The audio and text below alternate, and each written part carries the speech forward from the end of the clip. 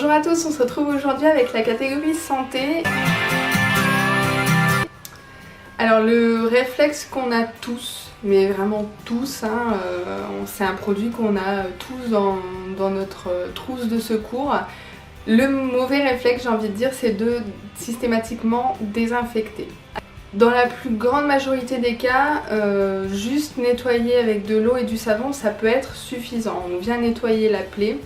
C'est-à-dire que si vous êtes dans un endroit où éventuellement il n'y a pas de désinfectant, le premier réflexe c'est toujours de nettoyer la plaie à l'eau et au savon. Ça va déjà nettoyer en grande partie, ça va retirer les souillures et il n'y a pas forcément besoin derrière de désinfecter, sauf si la plaie a été causée par un objet qui pouvait être particulièrement sale ou qui serait susceptible d'être contaminé.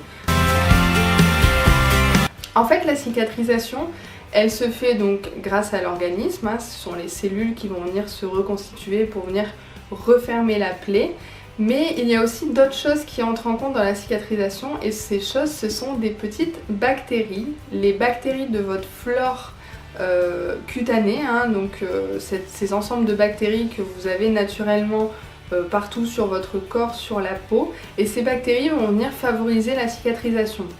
Sauf que si vous venez désinfecter à chaque fois au niveau de la plaie, vous allez avoir tendance, forcément avec le désinfectant, à venir tuer les bactéries qui sont présentes au niveau de la plaie. Et le temps que ça recolonise au niveau de la plaie, en fait, en quelque sorte, vous allez retarder la cicatrisation parce que tous les petits agents qui viennent travailler pour aider à la cicatrisation, au fur et à mesure, vous allez les retirer. Donc le temps qu'il y en ait d'autres qui arrivent, et forcément, ce sera un petit peu plus long. Et autre chose, j'entends très souvent dire « laisse ta plaie à l'air libre, il faut que ça sèche ». Sauf que ça, malheureusement, c'est aussi un très mauvais réflexe. Souvent, quand on laisse à l'air libre, ce qu'on vous dit, c'est « il faut que ça fasse une croûte pour que ça vienne protéger ». Et au moins comme ça, après, t'es tranquille, la plaie est protégée. Sauf que finalement, on s'est rendu compte avec le temps et avec les différentes études qui ont été faites à ce sujet que le fait qu'il y ait une croûte qui se forme, ça a tendance à retarder la cicatrisation. Certes, ça la protège, mais voilà, ça va la ralentir.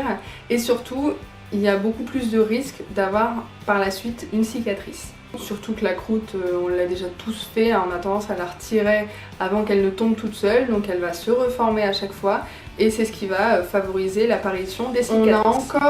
Ça se perd, mais on a encore le réflexe d'utiliser des produits colorés, notamment pour faire sécher les plaies.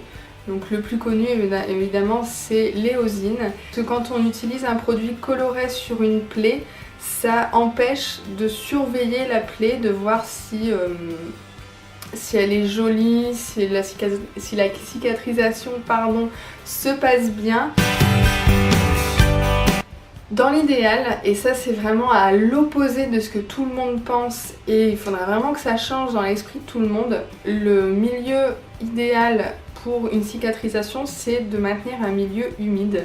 Parce que justement ce milieu humide, c'est un milieu qui est favorable à toutes ces petites bactéries dont je vous parlais juste avant. Elles aiment bien travailler dans l'humidité, c'est là qu'elles vont le mieux vivre et qu'elles vont le mieux travailler. Donc ça va déjà favoriser le travail de ces bactéries. Et en plus, on s'est reconnu que l'humidité va favoriser la multiplication cellulaire, sachant qu'il faut une multiplication cellulaire pour venir refermer votre plaie. Il y a des cellules qui ont été détruites, donc il faut qu'elles soient remplacées. Et la multiplication cellulaire se fait mieux en milieu humide. C'est pour ça que dans l'idéal, vous vous blessez, vous désinfectez éventuellement la première fois, vous mettez tout de suite un pansement dessus. Éventuellement, quand vous allez changer le pansement, vous regardez la plaie. Éventuellement, vous venez la nettoyer avec un peu d'eau ou du sérum physiologique, vous savez, en petite pipette. Il n'y a pas besoin de désinfecter à chaque fois et le tout c'est de vraiment surveiller qu'il n'y ait pas de pus qui apparaissent, que la plaie ne soit pas trop rouge, qu'il n'y ait pas une inflammation trop importante, qu'il n'y ait pas de gonflement, des choses comme ça. Voilà, donc j'espère vous avoir apporté des informations importantes et que éventuellement vous allez reproduire les conseils que je vous ai donnés. N'hésitez pas à aimer la vidéo, la commenter, la partager aussi auprès de vos proches et de vos amis. Et moi jusqu'à la prochaine vidéo, je vous dis à très bientôt. Ciao!